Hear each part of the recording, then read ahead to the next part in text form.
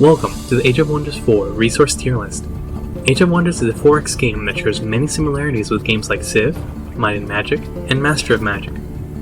The macro can be overwhelming, so today we'll be talking about the details of the 7 different resources in this game. My name is Eramusha, and let's begin. As we all know, cities are generally our main source of income. There are 7 main types of resources that a city produces. They are food, production, draft, gold, mana, knowledge, Imperium.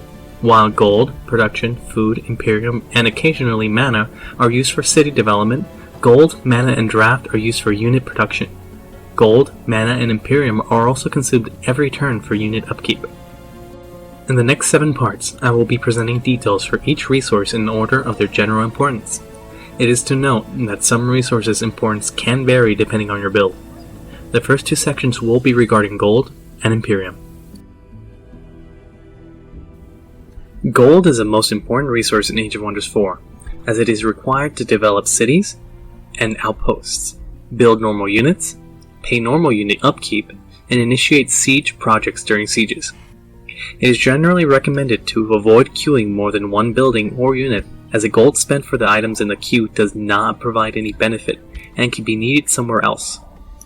Each unit generally consumes a sizable upkeep, with Tier 1 upkeep at 8 gold per turn, Tier 2 at 12 gold, Tier 3 at 20 gold, Tier 4 at 30 gold, and Tier 5 at 60. Meanwhile, a single gold mine without any perks will only produce 5 gold. As we can see, income of gold serves as a limitation for normal unit army size, and overspending of gold on unit production and upkeep can halt the development of cities. As a result, perks that reduce upkeep can be quite powerful, as they allow you to host a much larger army size with the same upkeep. Here is a graph of effective army size as upkeep reduces. As we can see, the effective army size increases inversely as upkeep decreases, approaching infinity as upkeep decreases to 0.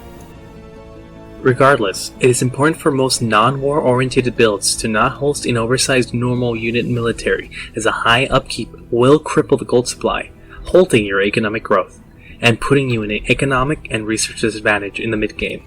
Don't be afraid to dismiss units if they are no longer needed. In addition to normal city development, available gold can be spent to recruit normal units through the Rally of Lieges. Since units attained through the Liege list do not cost draft and generally cost less in gold to recruit compared to building similar tier units in the city, it is recommended to acquire units through the Rally list should there be no specification for the unit in need. Units available in the Rally list depend on the player's relation to free cities, in addition to wonders that players have captured. While units from Rally of Lieges may not be available to all players in the early game without Wonder Architect trait, it becomes more relevant as players annex wonders and gain free cities starting around early mid-game. Gold can also be spent on building outposts. Since upkeep for each outpost is 10 gold, outposts in a province with a gold node have no upkeep. Outposts cannot benefit from food, production, or draft, but will be able to benefit from gold, research, and mana. They can also be used to capture magical resources and ancient wonders far away from your cities, potentially overshadowing the need for regular provinces. Since units can only heal in friendly provinces without any perks or spells, outposts can also serve as a recovery location for units. Outposts can also develop stone walls or work camps at the cost of gold, allowing you to improve defense on your outpost or annex more tiles for magical materials or wonders. This can also be used to prepare an outpost for city development, as it is cost effective and a quick way to build stone walls or gain a population for a new city. Abundance of gold can be used to rush buildings or units if needed at a 2 gold to 1 production or draft ratio. This exchange rate can be improved by buildings such as luxury markets. These options can make a player more adaptive, as being able to rush units and buildings provides the player with more options to respond to bad situations. Gold is also spent in sieges. Siege projects can provide the attacker with unparalleled edge in this uphill battle. Most of them cannot be made possible without gold or mana. In summary, gold is the most valuable resource as it is required for city or economic development, unit production, and upkeep. Its income determines the limits of your army size and ability to develop your economy. Moreover, gold can sometimes replace a need for draft by supplementing your army with cost-effective units through Rally of Lieges post-early game. Having an abundance of gold will also open up more options to respond to various challenges such as rushing units or initiating siege projects. Next, let's talk about Imperium. One of the primary uses of Imperium is empire development, which is reasonably similar to civics in many other games. Empire development can provide you with many tactfully or economically significant perks that can alter the way your empire develops and plays. The perks unlocked in the empire development tree are dependent on your affinity, and will be available based on the amount of turns passed and affinity you have. Imperium is used when absorbing captured or vassal cities into your empire. It is also used in migrating, a process where you absorb a city but replace the original city race with your own. Moreover, Imperium is also necessary to convert outposts into cities and increase your city cap. It is generally recommended to capture or build new cities early in your wonders to fully utilize your city cap, as each city is a powerhouse for your economy. Avoid going above city cap, as each city above city cap will penalize your city income by 25%. Do note that it costs 200 Imperium to absorb, migrate, or found a new city. Raising the city cap costs 200 Imperium for the first time, and increases by 300 for each time you raise it. Imperium can also be used to boost allegiance gain. This is generally used to help secure vassalization of a free city from another player. Units that are tier 4 or higher will also have a small Imperium upkeep. Tier 4 units cost 3 Imperium per unit, while tier 5 costs 7 Imperium. This upkeep is generally negligible in late game, but could be significant if there are too many high tier units. It can also be used to rush population should there be a need to annex a province quickly. It is to note that Imperium cost varies based on the amount of turns left for the next population to complete. It is fair to say that the cost reduces as the food income of a city increases. In summary, Imperium is important as it's required for obtaining game-changing perks as well as building new cities, boosting your economy, and combat capacity. Moreover, it is used in securing vassalage, and an abundance of Imperium can be used to rush populations for province gains. In addition to gold and mana, Imperium income also serves as a limit for your late game high tier army size, as all these factors make Imperium the second most important resource in the game. For the next 3 parts, I will be talking about production, knowledge, and mana, which I consider to be ranked equally. Production only has a single purpose: to build infrastructure and special province improvements. Infrastructure and special province improvements are what spearhead our city resource incomes, while amplifying our province yields. Unlike draft, cities are generally always constructing new infrastructures and are converted into gold when no buildings are being constructed. Unlike gold mines, there are more useful perks and special improvements that synergize with quarries. Quarries are also more abundant than mines, making them easier to group and amplify. In summary, infrastructures are what amplifies and spearheads your empire's economy and should not be taken lightly.